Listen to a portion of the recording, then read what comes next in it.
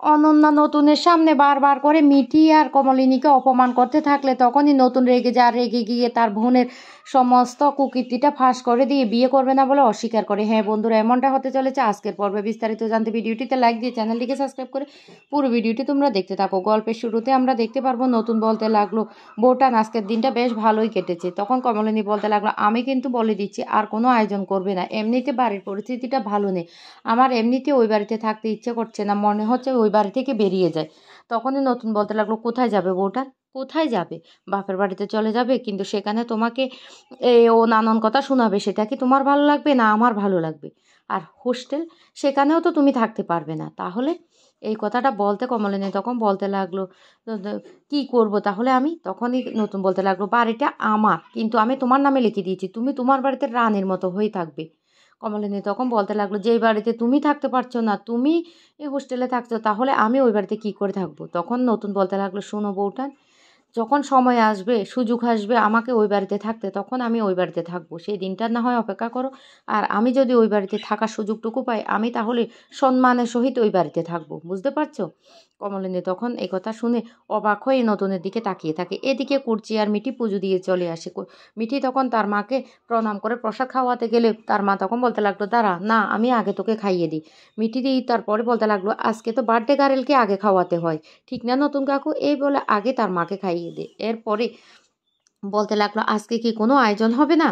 এই কথা বলতে কুটছি, তখন নতুন বলতে লাগলো, না না, আর কি আয়োজন? কমলিনী তখন বলতে লাগলো, আমি বলছি দিদিভাই, আর কোনো কিন্তু আয়োজন করবে না, বাড়ির পরিস্থিতি ভালো না, সেটা আমি আগেও বলে দিচ্ছি। এদিকে নতুন বলতে লাগলো, কি আয়োজন, কোন আয়োজন? আর কোনো আয়োজনের তো দরকার নেই। অন্যদিকে কুর্চিকে নতুন বলে উঠে, কুর্চি সন্ধ্যাবেলা কিন্তু সমস্ত আয়োজন হবে, তৈরি থেকো। এদিকে কমলিনী বলতে লাগলো, তোমরা কি বলছো? তখন বলতে লাগলো, কাকিমাকে তো প্রণাম করতে যাবে, সেই কথাই বলছি। অন্যদিকে দেখা যায় কমলিনীর বাবার বাড়িতে অনন্যা প্লটুকে নিয়ে চলে এসেছে বিয়ের কথা বলতে। আর তখনই কমলিনীর মা বাবা ওদেরকে দেখে অবাক হয়ে যায়।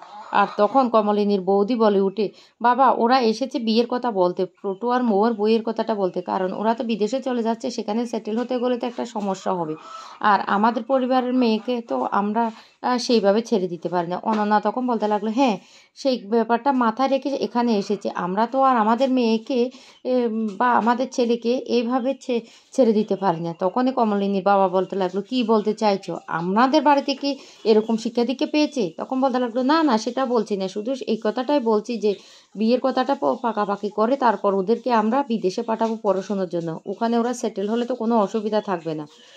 তখনই মোর বাবা চলে আসে, আর মোর বাবাকে দেখে বলতে লাগলো, আরে দাদা, আপনি আপনি কি আজকে ছুটি নিয়েছেন? তখন বলতে লাগলো, হ্যাঁ ছুটি নিয়েছি, তবে আমি বিয়ের ব্যাপারে ছুটি নিইনি, আজকে আমার বোনের জন্মদিন, আমার বোনকে নিয়ে কোথাও ঘুরতে যাব, রেস্টুরেন্টে খেতে যাব, সেই জন্য আমি ছুটিটা নিয়েছি। এই কথা শুনতে অনন্যা অবাক হয়ে যায়।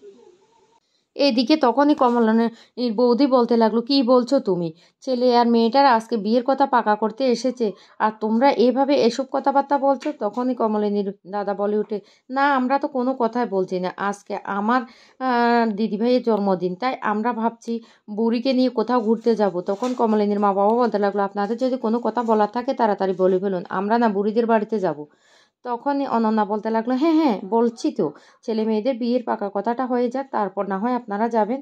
তখন এই কথার পরে কমলিনীর বৌদি অনন্যা বলতে লাগলো, তবে একটা কথা বলে রাখি, আমাদের ছেলেকে কিন্তু আমরা এমন শিক্ষা দিইনি যে বিয়ের আগে ওরা একসাথে থাকবে বা কিছু করবে। এই কথা শুনতে কমলিনীর মা তখন প্রচণ্ড রেগে যায়, আর বলতে লাগলো, আমরা কি আমাদের ছেলে মেয়েদেরকে এমন শিক্ষা দিয়েছি? আপনারা বারবার কী ধরনের কথা বলতে চাইছেন, কী ধরনের ইঙ্গিত করছেন? তখন কমলিনীর বাবা বলতে লাগলো, শুনুন, আপনারা আপনাদের বিয়ের কথাটা বলুন, আমরা না হয় বুড়িদের বাড়িতে চলে যাচ্ছি, কারণ এবছর প্রত্যেক বছর জন্মদিনে আমার মেয়েটা আমার বাড়িতে আসে, এবছর কেন আসছে না সেটাই বুঝতে পারছি না। তাই আমাদেরও তো একটা কর্তব্য আছে, আমার মেয়ের জন্মদিন বলে কথা, আমাদেরকে ও বাড়িতে যেতে হবে, তাই আমরা ও বাড়িতে চলে যাচ্ছি। তখন কমলিনীর বৌদি বলতে লাগলো, বাবা বাবা দাঁড়ান দাঁড়ান, 1 মিনিট, বিয়ের কথাটা পাকা হয়ে যাক, তারপর না হয় আপনারা বেরোবেন। তখন কমলিনীর বাবা বলতে লাগলো, আমরা বা এখানে থেকে কি করব, আগে থেকে তো সব কিছু তোমরা ঠিকঠাক করে রেখেছো, তারপর এখন নতুন করে আর আমরা থেকে কি করব? এই কথা বলতে তখনই কমলিনীর বৌদি বলতে লাগলো, না আপনাদেরকে তো বাড়ির গার্ডিয়ান হিসেবে থাকতে হবে, আপনারা তো এভাবে এড়িয়ে চলে যেতে পারেন না। শত হলো আমার মেয়ের বিয়ের কথাটা চলছে, আর তখনই সেখানে চলে আসে কমলিনী আর নতুন সবাই চলে আসে। ওদেরকে দেখে তো রীতিমতো চমকে যায়। কমলিনী তখন বলতে লাগলো, বাবা এই বছর আমি আসবো না ভেবেছিলে, আমি এসেছি। আর আমি দিদিভাই মন্দিরে পুজো দিতে গিয়েছিলাম। আর তখনই নতুনকে দেখে অনন্যা বলতে লাগলো, কি নতুন, তুমি এখানে এসেছো, আজকে কি তোমার অফিস নেই? তুমি কি তোমার কাজ এখন আর ঠিকভাবে মন দিয়ে করছো না? নতুন তখন বলতে লাগলো, শুনো বৌদি, তোমাকে একটা কথা বলি, আমার কখন কি কাজ কিভাবে করতে হয় সেটা তোমাকে বলে দিতে হবে না, সেটা আমি বেশ ভালো করে বুঝি। কমলিনী তখন বলতে লাগলো, শুনো অনন্যা, তুমি আমাকে এইভাবে দোষারোপ করতে পারো না। আমি কিন্তু জানতাম না যে নতুন ঠাকুরপো সেখানে আসবে। আমি আর কুর্চি দিদিভাই সেখানে গিয়েছিলাম, কিন্তু মন্দিরে গিয়ে আমি নতুন ঠাকুরপোকে আর মিঠিকে দেখতে পাই। তখন এই কথা শুনে কমলিনীর বৌদি বলতে লাগলো, ঠিক আছে ঠিক আছে, তোমরা যখন এসেই পড়েছো তাহলে তুমি তো মেয়ের পেশি, তাই একটু থেকে যাও, বিয়ের কথাটা হয়ে যাক, তারপর না হয় তোমরা যাবে। কুচি তখন বলতে লাগলো, যদি এতই মেয়ের পিসির দরকার হতো তাহলে খবরটা তো আগে দিতেন, এখন কেন বলছেন? তখন এই কথা শুনে কমলিনীর বৌদি বলে উঠে, আরে দিতাম তো দিতাম, আমি খবরটা ঠিক দিয়ে দিতাম।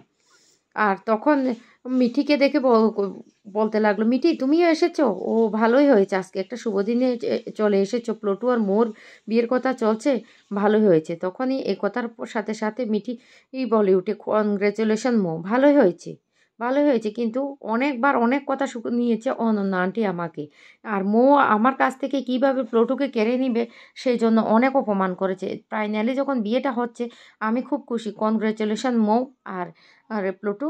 তখন এই কথা বলতে রেগে যায় অনন্যা। অনন্যা তখন বলতে লাগলো, এই এই এক মিনিট দাঁড়াও দাঁড়াও দাঁড়াও মিঠি, তোমাকে আমি কি অপমান করেছি বলো? তখনই মিঠি বলতে লাগলো, অপমান অনেক অপমান করেছেন আপনি, সব সময় আমার উপর দোষটা চাপিয়ে দিয়েছেন, কিন্তু আপনার ছেলেও তো ছিল, আপনি তো কোনোদিন তার উপর দোষ চাপিয়ে দেননি। তখন বলতে লাগলো, এই জন্য তোমাকে আমি পছন্দ করি না, দেখতে পাচ্ছ মুখ আর মুখের উপর কথা বলছে, আর তুমি সেই তখন থেকে মুখের উপর কথা বলেই যাচ্ছ। তখন মিটি বলতে লাগলো, আমি আর মৌ তো একসাথে করা না, আর আমার পরিস্থিতি আর মৌর পরিস্থিতি তো এক না, আর সেই জন্য আমি আমার কথাটা বলেই যাচ্ছি। তখনই কমলিনীর দাদা বলে উঠে, আমি আমার ভাগ্নিকে নিয়ে গর্ববোধ করি, কারণ আমার ভাগ্নি অনায়াসে মুখের উপর কথা বলে দিতে পারে, এমন না যে আমার ভালো লাগছে না সেটা মানিয়ে নিব, সেটা আমার ভাগ্নি করে না। অনন্যা তখন বলতে লাগলো, আচ্ছা নতুন, তোমাকে একটা কথা বলে রাখি, তুমি এখানে এসেছো, ডল একা একা প্লেট খুঁজতে গিয়েছিস, তোমারও তো একটা পছন্দ অপছন্দের ব্যাপার আছে। তখন নতুন কিছু বলার আগে কমলিনী বলে উঠে, শুনুন অনন্যা বৌদি, আমি আপনাকে একটা কথা বলে রাখি, আমার মেয়েকে আমি সেই শিক্ষা দিইনি যে কেউ অপমান করবে সে মুখ বুজে সহ্য করবে, তাও আবার বিনা কারণে।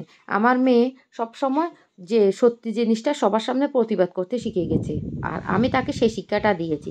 তখন নতুন বলতে লাগলো, দাঁড়াও দাঁড়াও এক মিনিট, তুমি কি বলতে চাইছো বৌদি?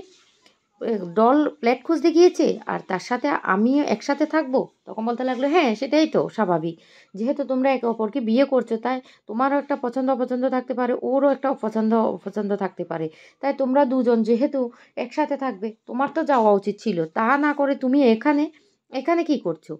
তখনই কমলিনীর দাদা বলতে লাগলো, কি কোন পার্টির আয়োজন হবে নতুন দা জন্মদিন উপলক্ষে? কমলিনী তখন বলতে লাগলো, না আমার এসব একদম পছন্দ হচ্ছে না, আমার ভালো লাগছে না, আর কোনো আয়োজন হবে না। কিন্তু নতুন লুকিয়ে কমলিনী দাদাকে বলতে লাগলো, সন্ধ্যাবেলা কিন্তু আয়োজন আছে, আর তুমি কিন্তু সবাইকে নিয়ে ঠিক মতো পৌঁছে যাবে, মনে থাকবে তো? তখন কমলিনী দাদা হাসতে থাকে। এইদিকে অনন্যা অবাক হয়ে নতুনের দিকে তাকিয়ে থাকে। নতুন তখন বলতে লাগলো, বৌদি আমি তোমাকে একটা কথা বলতে পারছি না, সবাই এইভাবে কথা বলছে, আমাকে একটা কথা বলার সুযোগ দাও সবাই, আমি তোমাকে বলতে চাই, আমি ডলকে বিয়ে করতে পারবো না, কারণ ডলের ব্যবহার আমার কাছে স্পষ্ট হয়ে গেছে, ডল কী ধরনের মেয়ে সেটা আমি জেনে গেছি, তাই আমি তোমাকে বলছি, ডলের সাথে তো আমি কোনো সম্পর্কে জড়াতে চাই না, ডল অত্যন্ত একটা বাজে মেয়ে, অনেক খারাপ মন মানসিকতার মেয়ে। এই কথাটা শুনতে অনন্যা তখন বলে উঠে, কি বলছো তুমি নতুন? তখন নতুন বলতে লাগলো, আমি ঠিক কথাই বলছি, আমি তোমাকে কথাটা জানিয়ে দিলাম, তুমি ডলকে জানিয়ে দিও।